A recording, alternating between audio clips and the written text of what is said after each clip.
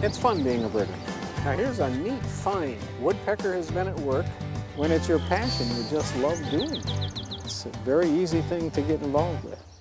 Welcome to Anoka County Today. I'm Martha Weaver, and I'm joined by our adult education specialist and ornithologist, Bob Holtz. Thank you for being here, Bob. Appreciate it. My pleasure.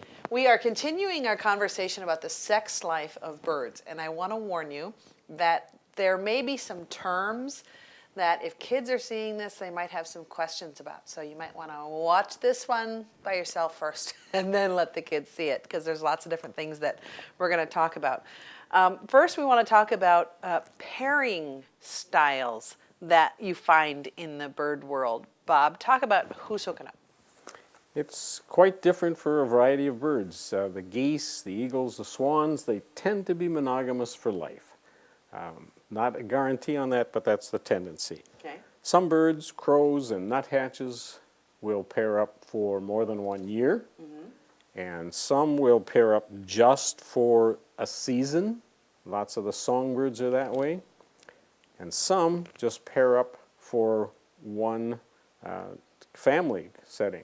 Okay. Bluebirds, house wrens, they tend to move on to another mate after the first family has been raised. As a matter of fact, house wrens, sometimes when she's sitting on eggs or raising the young, feeding them, he's off starting another family already, somebody else. Okay. So there's great variety. Plus, there are birds that get together for shorter than the family time, really. Mallards are like that. If you're walking around in wetland areas and it's April, particularly the second half of April, you mostly will see just males swimming around together. Right.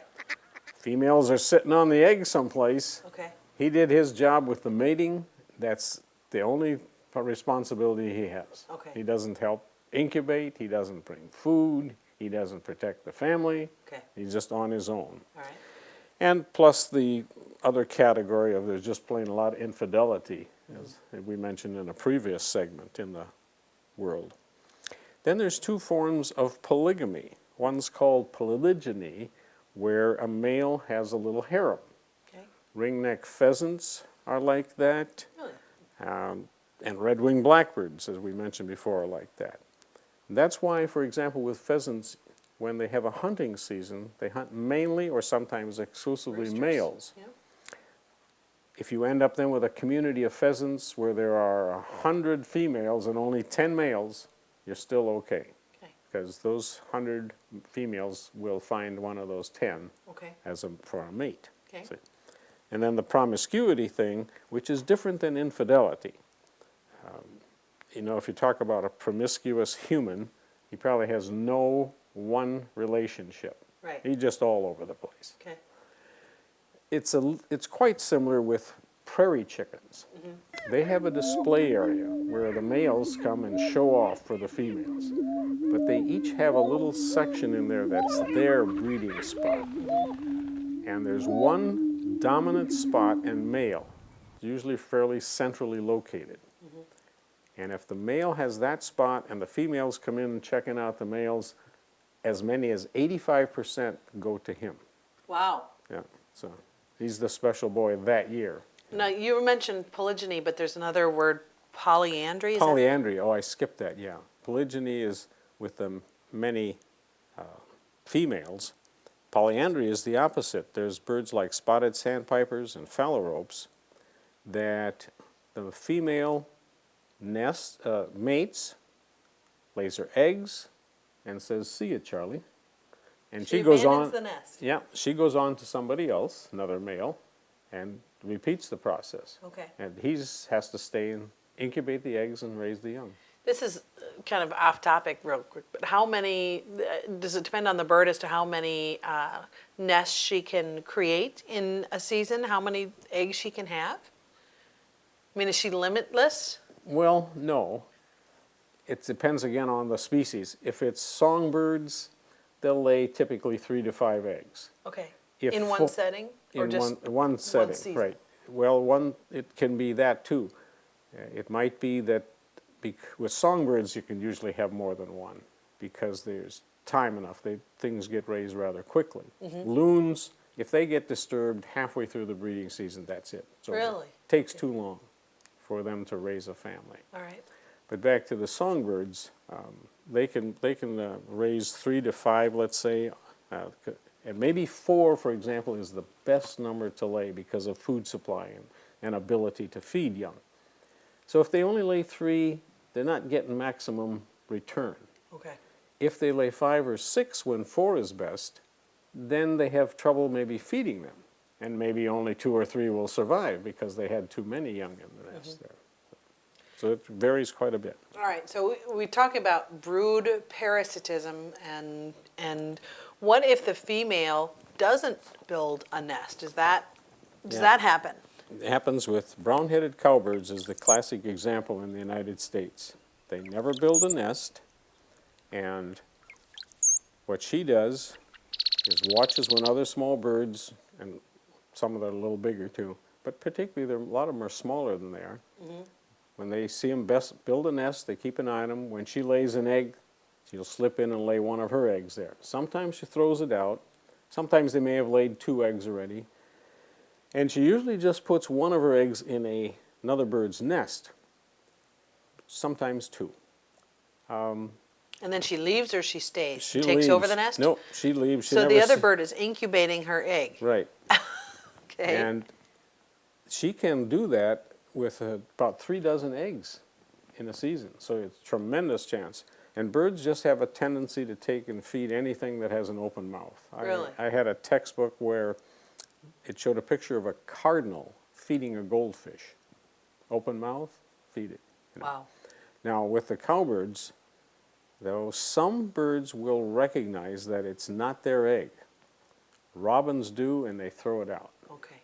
Little yellow warblers do also, but they're not strong enough to throw it out. So I've seen 6 yellow warbler nests stacked one on top of another. That meant those cowbirds were not successful in that case. Right. But most likely neither were the yellow warblers, Right. because they spent all summer, building nests. There's about 220 species of birds that have been parasitized by cowbirds. Huh. So Where did this behavior come from? we think they were really bison birds instead of cowbirds. In other words, they followed the bison. Okay. And bison were nomadic. And if you're going to follow bison, you build a nest here. The bison are now a mile away tomorrow. Maybe you can make it back and so on. Next day they're 3 miles away. It's getting to be a problem. After that they're 5 miles away. It just doesn't work. So they apparently kept following bison. The reason is, as these animals walk, insects fly up, and that gives them a good chance to grab some food. Okay. So as they went along, we think they just dropped an egg here, dropped an egg there, and it worked out for them. So Are there other species that do this either as much as the cowbirds or in a partial sense?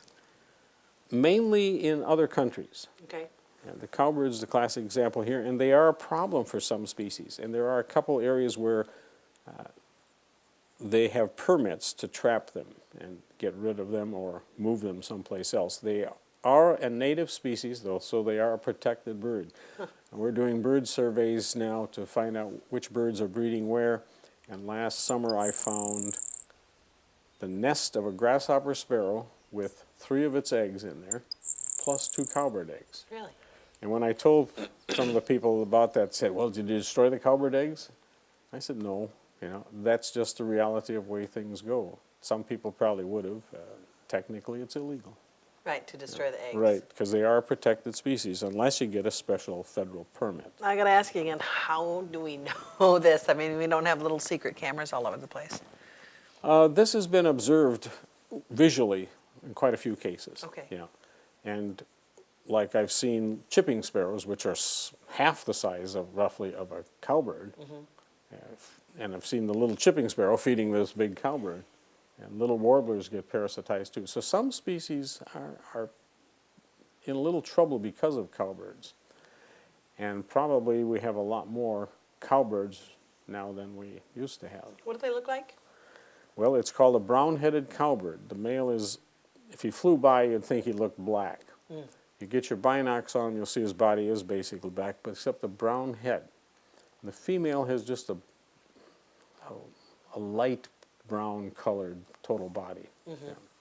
And she will mate, they don't really pair up either. She mates with any male that's approaches her or that she is near. Okay. So- Are they about the same size as a robin then? No, they're smaller. They're actually, if you'd see them side by side with a red-winged blackbird, they're about the same size, but they might be a little smaller. Okay.